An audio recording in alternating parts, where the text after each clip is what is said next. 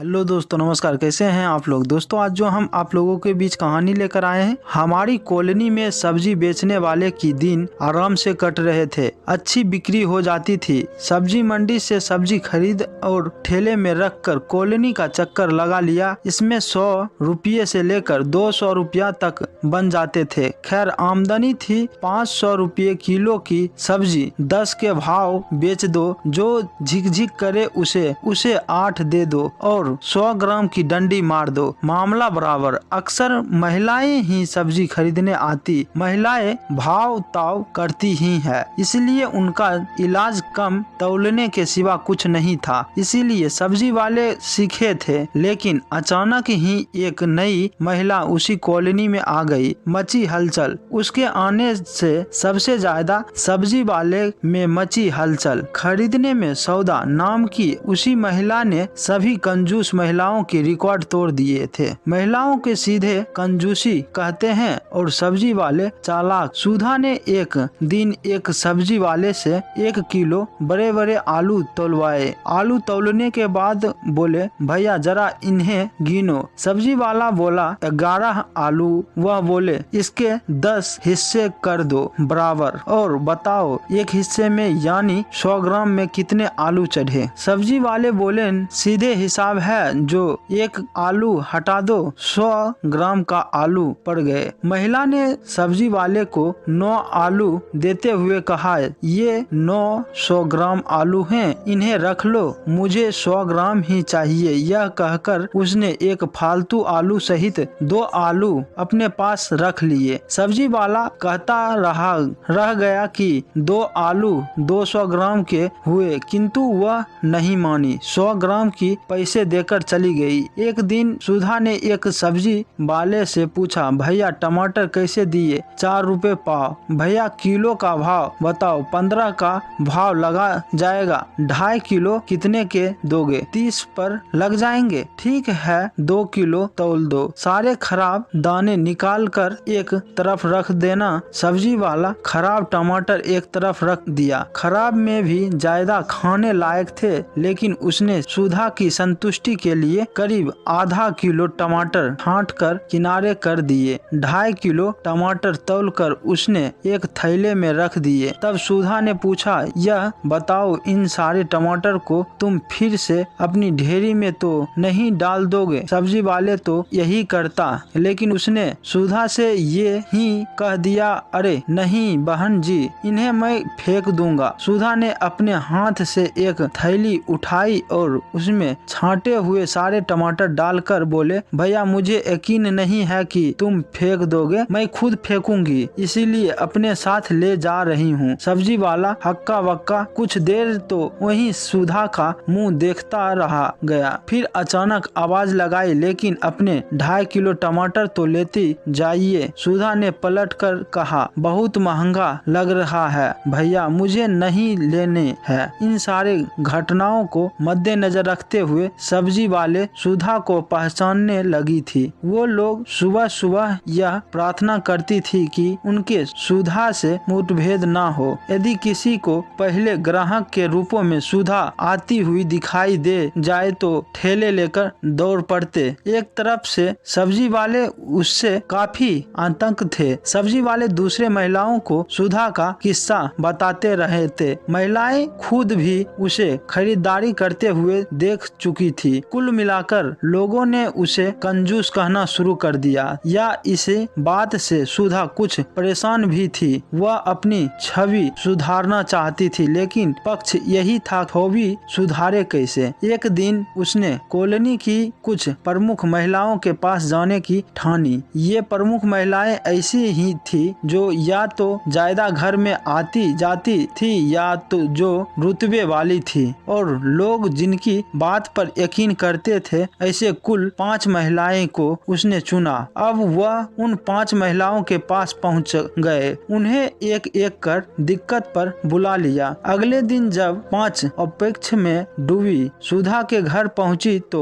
देखा उसके घर में दिक्कत की कोई तैयारी नजर नहीं आ रही है। वो सभी आपस में कानाफूसी करने लगे। देख, हम लोग ने मूंग और मसूर की दाल। सुधा जैसी कंजूस औरत भले किसी को क्या दावत देगी। तभी सुधा ने कहा, चलो हम लोग बाहर चलकर कुछ खाए। सुधा के इस प्रस्ताव से सभी महिलाओं और भी ज्यादा आश्चर्य में डूब गए, लेकिन वो लोग उसके साथ चल पड़ी। सुधा ने अपने साथ एक बड़ा थैला भी रख लिया। महिलाएं ने मेले उसने कह दिया कि सामान खरीदना है। सभी महिलाएं एक बड़ी मिठाई की दुकान पर पहुंची। दुकान के बाहर खड़े होकर लोग मिठाई आदि खा रहे थे। अंदर लोग मिठाई पैक करवा रहे थे। सुधा ने सबको बाहर खड़ा किया और खुद दुकान के पास गई और उसे चाल देखती हुई बोली, भैया भाई साहब, इसमें कितने किलो मिठाई आ जाएगी? 15 किलो तो आ जाना चाहिए। ओके, तो गुलाब जामुन कैसे दिए? 70 रुपए किलो। ठीक है, एक कागज पर नोट कर लो। 5 किलो गुलाब जामुन और 5 गुलाब जामुन बाहर भेजो टेस्ट करने के लिए। वो पांचों मेरी सहेलियां हैं, ठीक है जो? और बोलिए, बूंदी के लड्डू कैसे दिए? 50 रुपए किलो। इसे भी 5 किलो नोट कर लीजिए और 5 लड्डू बाहर भेजिए। बर्फी काजू वाली है, 90 रुपए किलो। 4 किलो नोट कर लीजिए और 5 पीस बाहर भेज दीजिए। इसी तरह उसने 8 नोट करवाई जो 38 किलो। बाकी उधर सहेलियां हैरान थी, खाते खाते थक गई थी। तभी एक सहेली ने आवाज तब सुधा ने दुकानदार से कहा, मेरा थैला तो छोटा पड़ गया। दुकानदार बोला, हम पॉलीथीन के थैले में रख देता हूँ। सुधा बोली, ऐसे कीजिए, आप मेरा पता नोट कीजिए, उसके बाद मैं घर जाकर आपको फोन करती हूँ। आप सारी मिठाई घर भेजवा दीजिए। हाँ, हो सकता है पति से पूछकर ऑर्डर बढ़ाना पड़ जाए। उसके बाद सुधा ने एक फर्जी पता बताया और दुकानदार को कार्ड ले लिया। फिर पर्स खोला और बोली, यदि आपको मेरे पर विश्वास नहीं है तो कुछ रुपये एडवांस ले लो, वरना सारे पैसे घर पर दे दूंगी। दुकानदार हाँ हाँ करने लगे। वह झट बोली, मुझे ऐसा लग रहा है कि आपको मेरे पर विश्वास नहीं है, बताइए कितने पैसे दे दूं? नहीं, ऐसा बात नहीं है तो अच्छा बात है, मैं जा रही हूँ, फोन करूंगी। बाहर खड़ी सहेलियां बहुत खुश थी। उन्होंने पूरी कॉलोनी में प्रचार करना शुरू कर दिया कि सुधा तो बड़ी दिलवाली है, वह कंजूस कतई नहीं है। यह बात भी बहुत जल्द फैली और सुधा की छवि सुधर गई। उधर वह दुकानदार बहुत ही गुस्से में था। उसे उन महिलाओं की तलाश थी जो स्वाद चखने के नाम पर भरपेट मिठाई खा गई और लौटकर नहीं आई। खास तौर से उस सुधा की तलाश लचीदार बातों में आकर उसने मिठाई पैक करवा दी थी। सुधा यह बात जानती थी, इसीलिए वह उसी दुकान का रुख नहीं कर रही थी। लेकिन बाकी पांचों सहेली इस सबसे बेखबर एक दिन उस दुकान के पास से निकल पड़ी। देखते ही दुकानदार का नौकर चीखा, मालिक, वही ठगी औरत जा रही है। उन महिलाओं ने पलटकर देखा तो पाया कि सब उन्हें की ओर देख रहा है। तभी मिठाई की दुकान का मालिक उनके पीछे दौड़ा और पास पहुंचकर बोला, कहिए आज किसे चूना लगाकर आ रही है? Shut up, who are you ma'am? तुम कहना क्या चाहते हो? सुनो, आई ठगने। अंग्रेजी में बोलने से शरीफ का सर्टिफिकेट नहीं मिल जाता। उस रोज तुम पांचों उतनी मिठाई खा गई और तुम्हारी उस ठगाने ने पैसा देने तो दूर 38 किलो मिठाई पैक करवा कर रखवा दी। हमें जो परेशानी हुई वह अलग। अब उनकी समझ में बात आने लगी। दुकानदार से पूरा कहानी सुनी तो हैरान रह गई। खैर, उस दिन के पैसे भी उन्हें दिए और दुकानदार के साथ मिलकर एक योजना भी बना डाली। उसी दिन वो पांचों सुधा के पास पहुंची। बोली, सुधा, उस दिन की दावत तो अच्छी रही, आज हम तुम्हें दावत देती हूँ, चलो। सुधा ना निकारते रही पर वो उसे ले ही गई। सुधा उसी दुकान में पहुंची और दुकानदार से कहा, ये लीजिए, अब बात कीजिए। सुधा मामला समझ गई। सहेलियों से बोली, तुम लोग बाहर बैठो, बैठो, मैं इनसे बात करती हूँ। वो बाहर गई तो दुकानदार बोले, पैसा तो तुम्हारी सहेलियां ने दे दिए, तुमसे पैसा नहीं लूंगी बल्कि पुलिस को बुलाऊंगी। सुधा ने कहा, हाँ मिलाइए नंबर, तुम नहीं बोलती तो